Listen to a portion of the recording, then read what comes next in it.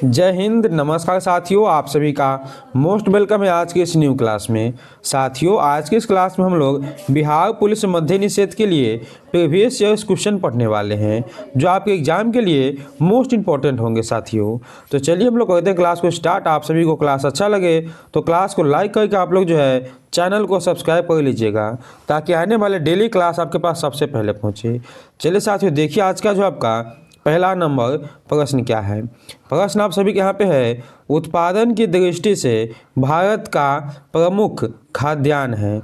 उत्पादन की दृष्टि से जो है भारत का प्रमुख खाद्य फसल यानी खाने वाला फसल कौन है, तो आपका हो जाएगा चावल। क्या है? चावल आपका पहले नंबर पे खाने में और गेहूं जो आपका दूसरे नंबर पे है। तो यहाँ पे आपका चावल हो जाएगा बिल्कुल ही सही, सी ऑप्शन आपका सही है। चलिए दोस्तों, देखिए अगला प्रश्न आप लोग, भारत की सबसे लंबी नदी कौन सी है। भारत की जो है विश्व की पूछा गया यहाँ पे, विश्व की सबसे बड़ी नदी कौन सी है। ये आपका है नील नदी।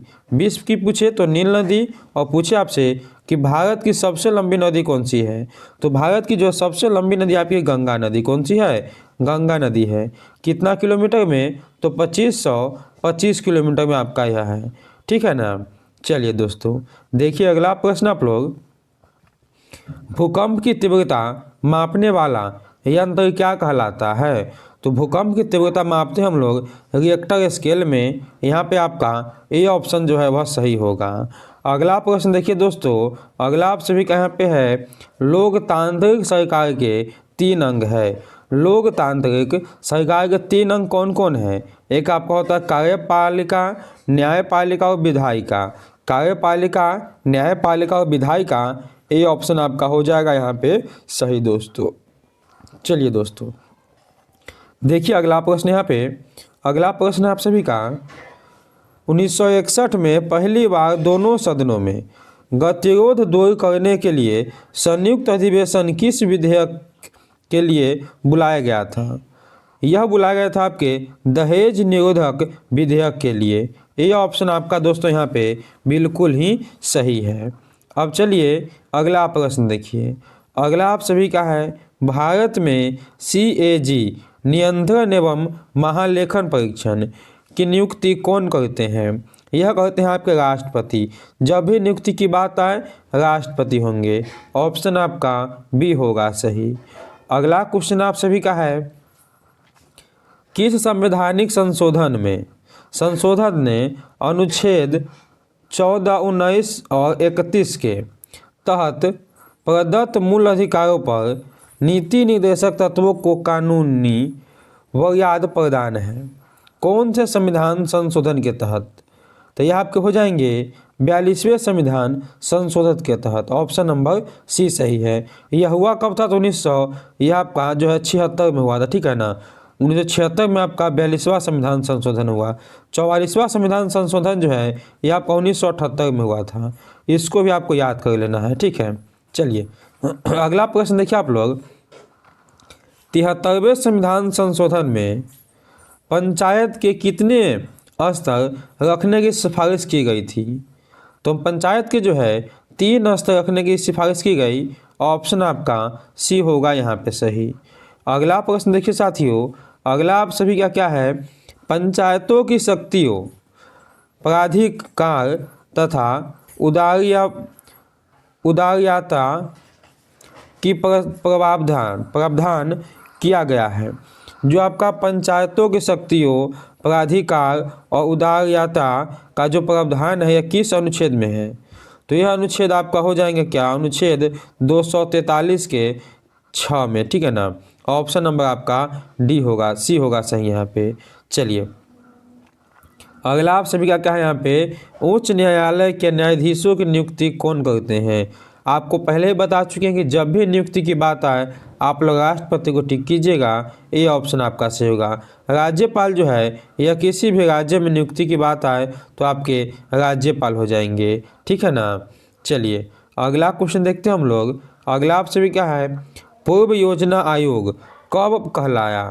पूर्व योजना आयोग जो है यह अब क्या कहलाता है? देखिए, योजना आयोग को हम कहते हैं नीति आयोग, इसी का दूसरा नाम है। योजना आयोग जो है 1950 में बनाया गया था और नीति आयोग को जो है 2015 में बनाया गया है। बस उसका नाम जो है चेंज किया गया है, ठीक है। इसके अध्यक्ष कौन होते हैं? तो प्रधानमंत्री होते हैं देश के। चलिए अगला क्वेश्चन देखिए आप लोग। अगला आप सभी का क्या है यहाँ पे, महिलाओं के लिए राज्यसभा में पारित आरक्षण विधेयक जिसमें 33% आरक्षण का प्रावधान है किया गया है का संबंध किससे है? यह संबंध किससे है? आपको हो जाएंगे सभी नौकरियों एवं पंचायत चुनावों में। ऑप्शन नंबर आपका डी सही है। चलिए देखिए अगला प्रश्न आप लोग, संविधान की आत्मा क्या है? संविधान की आत्मा किसे कहा गया है? यह कहा गया प्रस्तावना को। ऑप्शन नंबर बी है। लेकिन यहीं पे आपसे पूछ दे कि संविधान की आत्मा जो है बाबा साहेब भीमराव अंबेडकर के अनुसार किसे कहा गया है? तो अनुच्छेद 32 को कहा गया है। दोनों ही क्वेश्चन आपके लिए इंपॉर्टेंट हो सकते हैं।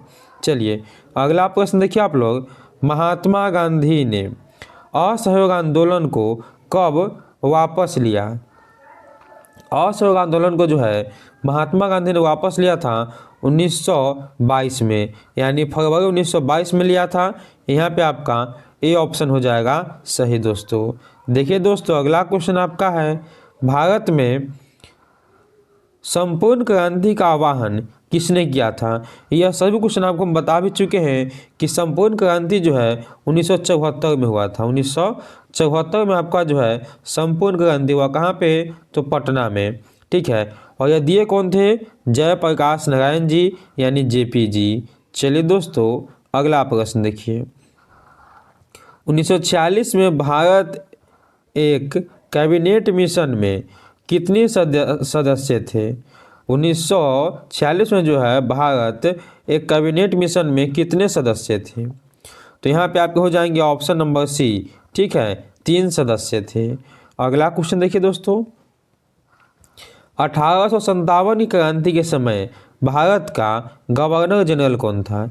ये आपको बता ही दिए हैं, यह थे आपके लॉर्ड डलहौजी। ऑप्शन नंबर आपके बी हो जाएंगे बिल्कुल ही सही। और लॉर्ड कैनिंग जो है यह कौन थे? चलिए लॉर्ड डलहौजी यहाँ पे नहीं होंगे, ठीक है ना। यहाँ पे आप हो जाएंगे लॉर्ड कैनिंग। कौन हो जाएंगे? लॉर्ड कैनिंग हो जाएंगे। ऑप्शन सी सही है। लॉर्ड डलहौजी के समय आपका जो है 1853 में रेलवे चला था, ठीक है ना, रेल चला था इनके समय में। तो यहाँ पे आपका सी ऑप्शन हो जाएगा सही। चलिए अगला प्रश्न हम लोग देखते हैं। अगला प्रश्न क्या है आप सभी का? अगला आप सभी का यहाँ पे है क्या क्वेश्चन? क्या आप सभी के यहाँ पे, अलीनगर की संधि किनके बीच हुई थी?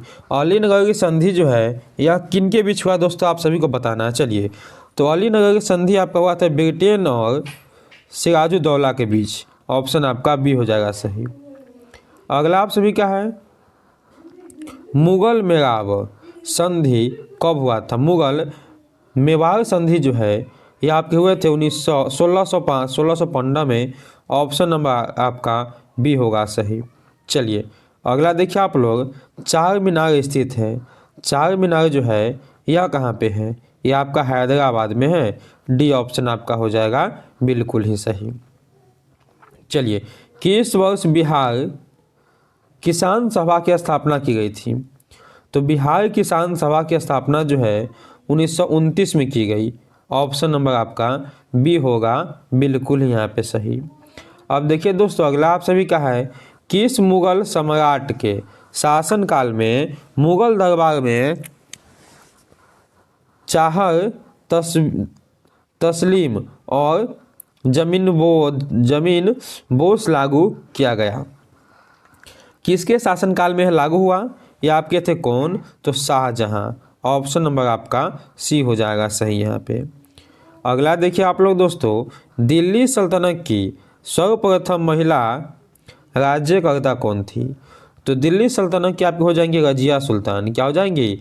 रजिया सुल्तान। बी ऑप्शन आपकी सही है यहाँ पे। चलिए शक काल कब आरंभ हुआ? शक काल जो है यह आरंभ हुआ था आपका 78 ईस्वी में। शक संवत या शक्काल आपका ऑप्शन सी होगा सही यहाँ पे। चलिए दोस्तों देखिए अगला प्रश्न आप लोग।